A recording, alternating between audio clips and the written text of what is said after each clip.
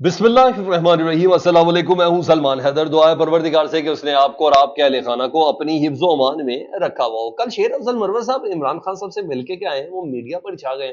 वो जो जादू की जप्पी और थपकी जिसका वो इंतजार करते शायद 3 माह से, और 3 माह से उनकी मुलाकात नहीं हुई थी, उसके बाद बहुत हद तक इग्नोर्ड हुए। ना सिर्फ छुट्टियां छुट्टियां भी गुजारने चले गए बाहर के मुल्क को, फिर खामोशी इख्तियार की। और उसके बाद बस थपकी का शायद वेट था, वो एनर्जी बार उन्हें मिल गई है। और जब एनर्जी बाहर मिली है तो उन्होंने मीडिया पर इंटरव्यूज देना भी शुरू किए।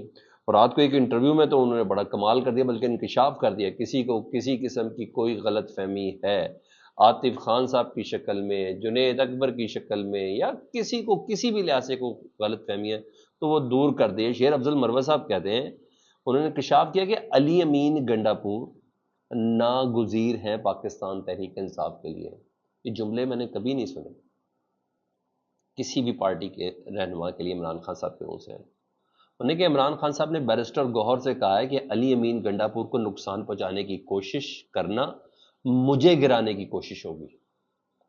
यानी अली अमीन गंडापुर को बिल्कुल पार्टी के अंदर और स्पेशली केपीके के हवाले से अली अमीन गंडापुर की खिदमात सबसे बेहतरीन है। इमरान खान साहब इसको एक्नॉलेज करते हैं। वो कहते हैं, शेर अफजल मरवत साहब, इमरान खान साहब ने कहा है कि अली अमीन गंडापुर को हटाने से बेहतर होगा कि मैं असम्बली तहलील कर दूं। सर ये बहुत बड़ी बात है। इसका मतलब है कि अली अमीन गंडापुर का जो नुकसान है वो इमरान खान साहब कह रहे हैं वो मेरा नुकसान है।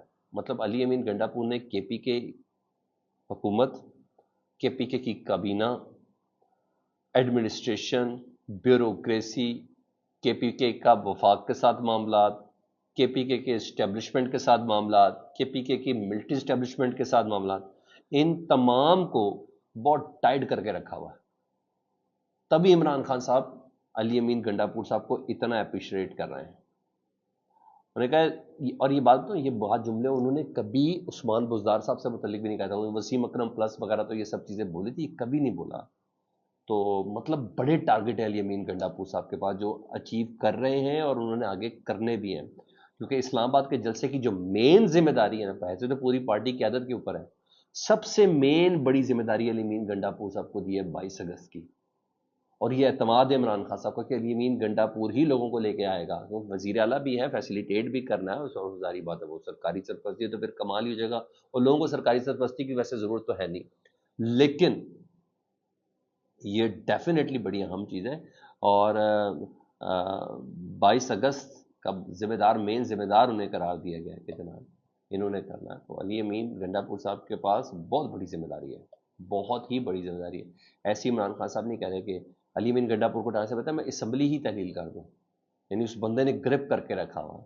तो ये चीज़ थी। शेर अफजल मरवत साहब ये कह रहे हैं।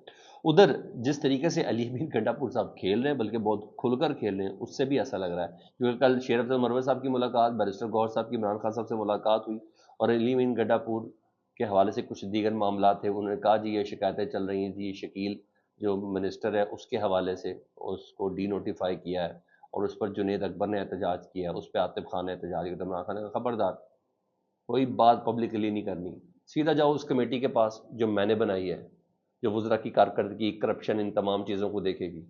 उस कमेटी के पास जाओ, बोलो क्या सबूत है। बिल्कुल पब्लिकली गुफ्तगू नहीं करनी। और अली अमीन गंडापुर साहब मजीद खुल गए। उन्होंने सबसे पहले जुनेद अकबर साहब, जिन्होंने जो असम्बली में बड़ा सख्त बोलते हैं, और पिछले दिनों ने केपी के खैबर पख्तूनख्वा का फोकल पर्सन भी लगाया गया था, अली अमीन गंडापुर ने सबसे पहले, एमएनए है ये, जुनेद अकबर खान, उनको सबसे पहले आते साथ उनको डी नोटिफाई कर दिया कल। ना सिर्फ डी नोटिफाई किया, बल्कि एमएनए है शाहिद खटक पाकिस्तान तहरीक इंसाफ की, उनको यह जिम्मेदारी दे दी गई है। यानी अली अमीन गंडापुर साहब ऐसे नहीं कर रहे हैं, वो कहते हैं अपनी मर्जी से कुछ है। अली अमीन गंडापुर साहब को पूरा फ्री हैंड है, पूरा ट्रस्ट है, पूरा एतमाद है। जो लोग प्रॉब्लमेटिक हैं उनको हटाने का हुक्म उन्हें है, उनके पास ये तमाम इख्तियार है।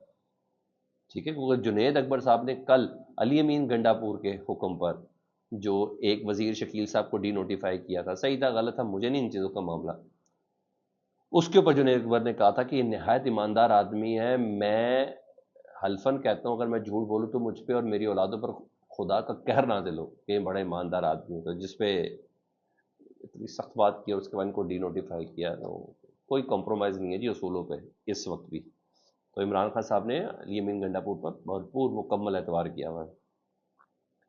ایک کیس ہے جو قاضی فائصہ صاحب کے نا گلے کی ہڈی بن کے، میں اس کو گلے کی ہڈی کہہ سکتا ہوں، اور میں کیا کہہ سکتا ہوں، مذہبی طور پر یہ بہت حساس ہے۔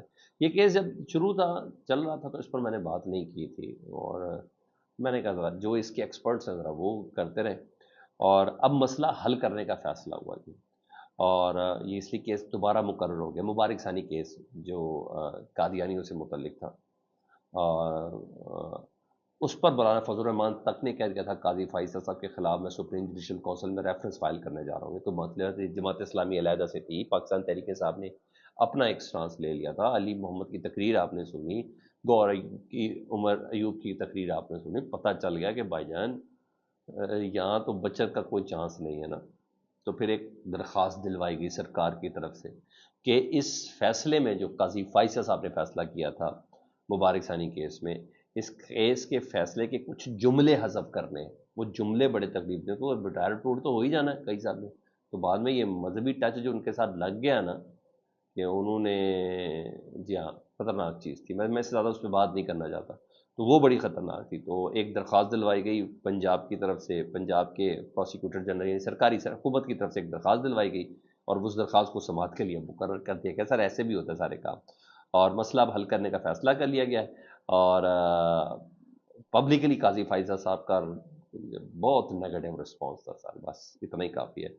تو فیصلے کے خلاف درخواستیں بھی آئی تھیں، اور اسے سماعت کے لیے مقرر کیا گیا، اور کچھ جملے جسے حذف کرنا ہے حکومت کی طرف سے، چیف جسٹس قاضی فائزہ کی سربراہی میں 22 اگست کو 3 رکنی بینچ سماعت کرے گا۔